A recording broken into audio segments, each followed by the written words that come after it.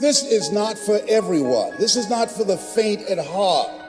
This is for people who have goals and dreams that they want to achieve. I'm wondering this morning if there's anybody here that life has handed you something that you didn't expect. The one thing I can tell you for sure is that nothing is for sure. Life will often disrupt what you expected. That just as soon as you have it down in a nice, neat little box of how you think it's gonna go, it will never be what you expected it to be. So you gotta get used to being a little disappointed. You gotta get used to being a little bit shocked. You gotta get used to walking into situations and being flexible and adjustable. Because if you are not flexible, you cannot survive. Sometimes we look at pieces in our lives that don't make sense. The key is what we do in our times of pain. Pain will change us. Every painful time, even though you don't like it, it's developing something in you that can only be developed in the tough times. Eventually, that will pass. You'll get through it, but you will be different. In those tough times, when you're uncomfortable, going through a loss, dealing with an illness, you could easily let it overwhelm you. Now, how the pain changes you is up to you. You can come out bitter, or you can come out better. You can come out defeated, giving up on your dreams, or you can come out with a new passion, a new fire, excited about the new opportunities in front of you. I'm not interested in your reality right now. I want you to get back to your dreams. I want you to get back to your goals, because no matter what is happening in life, you've got another 30 years, another 40 years, another 50 years, like you can't get stuck on. Look, I want you to look at your goals, and I want you to ask yourself this question. Do you know what it takes to make that happen? Like, do you, like literally, like, cause this is all it's gonna take. 3 things, it's all it's gonna take. Do you know what it takes? And you guys have an advantage because you've been at this conference, I think, 3 days, you got a whole bunch of information. Look, the only thing it takes to go from where I went to, a homeless, high school dropout, sleeping in abandoned buildings, eating out of trash cans, I went from being a high school dropout, getting a GED, to having a PhD. Listen to me, the only thing it takes is knowing what it takes. So one day I woke up and was like, okay, E, stop talking about what you don't have. You need to know what you don't know so you can get to where you're trying to get to. So being successful is not who you are, it's what you know. So I need to get a different relationship to knowledge. So I'm hyped, but I did not come here just so you can get pumped up or get hyped. You have been given information. You are this close to making every dream you wrote down happen. Why? Because you have been taught by the best of the best. You have been taught by the best of the best. You've been taught by people who've been doing this for years. You've been taught by people who love you and care for you. People who are giving you information that you're not going to get randomly on your own. And so you are this close to your dreams and goals. So I have to ask you the question. You have the information. Now what are you going to do with it?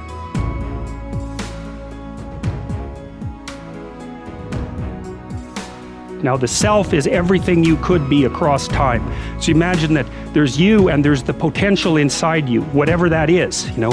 And potential is an interesting idea because it represents something that isn't yet real, yet we act like it's real. Because people will say to you, you should live up to your potential.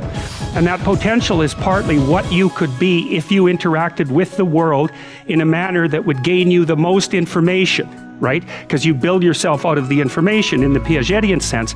But it's deeper than that too, because we know that if you take yourself and you put yourself in a new environment, new genes turn on in your nervous system. They encode for new proteins. And so you're full of biological potential that won't be realized unless you move yourself around in the world into different challenging circumstances, and that'll turn on different circuits. So it's not merely that you're incorporating information from the outside world in the constructivist sense. It's that by exposing yourself yourself to different environments. You put different physiological demands on yourself all the way down to the genetic level, and that manifests new elements of you. And so one of the things that happens to people, and this is a very common cultural notion, is that you should go on a pilgrimage at some point to somewhere central, and that would be, say, like the Rock in the Pride Rock in The Lion King, because you take yourself out of your dopey little village, and that's just the little bounded you that everyone knows and that isn't very expanded, and then you go somewhere dark and dangerous to the central place, and while you do that, you have adventures, and they toughen you and pull more out of you, like partly because you're becoming informed, which means information. It means you're becoming more organized at every level of analysis, but there's also more of you too. If you change your ways, I'll give you far more than you ever lost. Look at your life right now. If you want to keep on getting what you're getting, keep on doing what you're doing. You've got to be willing to change your ways.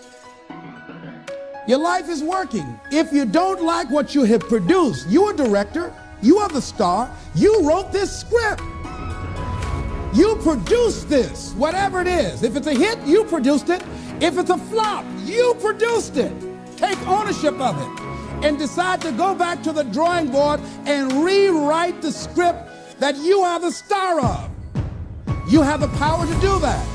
On this day, you can declare that I'm going to change. As you look back on your life, you can decide that I don't like what I produced here, and I want higher ground.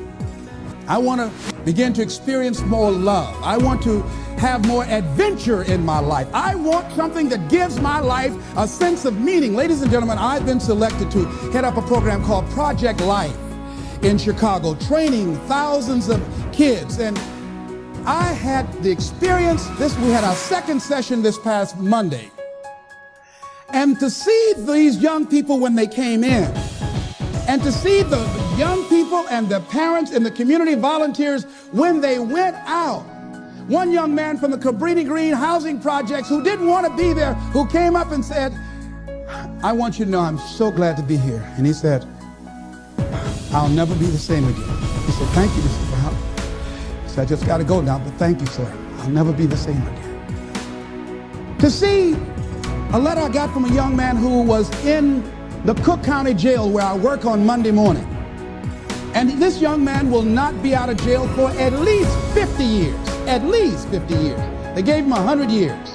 This guy has shot at least 60 people that we know of and killed 10 at least. And this letter he wrote, he said, since listening to your tapes,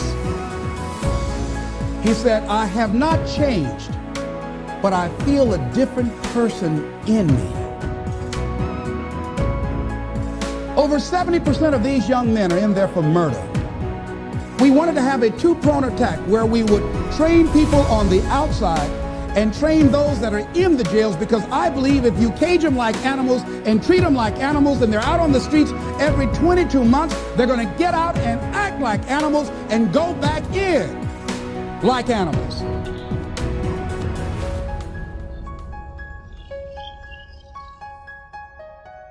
So we said, let's take an approach. This gives me my life. This might be insane. But I felt so good. I believe, ladies and gentlemen, if we can accept the possibility of that this is the decade of consciousness. That's what I believe that this is. The decade of consciousness, if you please.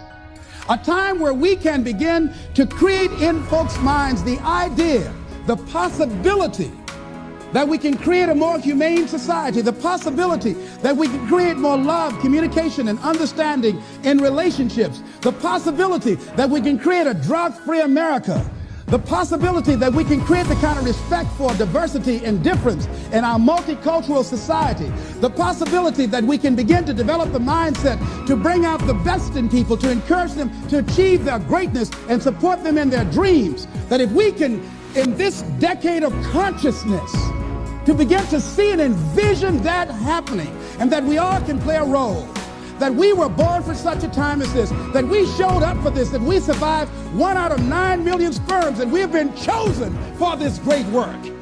What an exciting time to be alive.